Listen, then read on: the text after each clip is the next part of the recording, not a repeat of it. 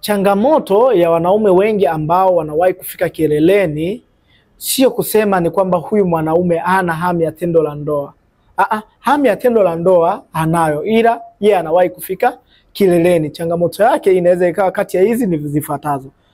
Kwanza ni upungufu au kupungua kwa homoni ya testosterone ambayo ni homoni ya kiume. Ila pili ni kutokana na uzito kuwa mkubwa zaidi au kuwa chini. Sawa?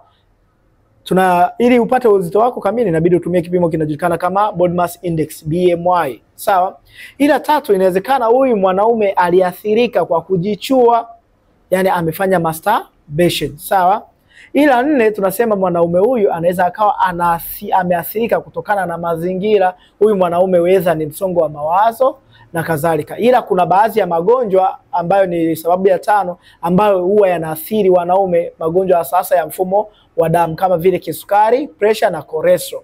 Hivyo basi, kama wewe una changamoto moja hapo kati ya hizo, jua kwamba suluhisho lako lipo na unatibia na unarudi kama ilivyokuwa awali. Kumbuka, mwanaume kuwa na nguvu za kiume sio jambo la anasa, ni jambo la mahitaji, ni moja hapo kati ya mahitaji yake muhimu, lazima iwe hivyo. Hivyo basi, kama wewe unapelea kwenye hilo swala, nitafute nami nitakusaidia. Namba yangu iko bio, hakisha una follow, una like na kushare. Nitafute kwa kunipigia au kutuma ujumbe WhatsApp na suluhisho lako lipo.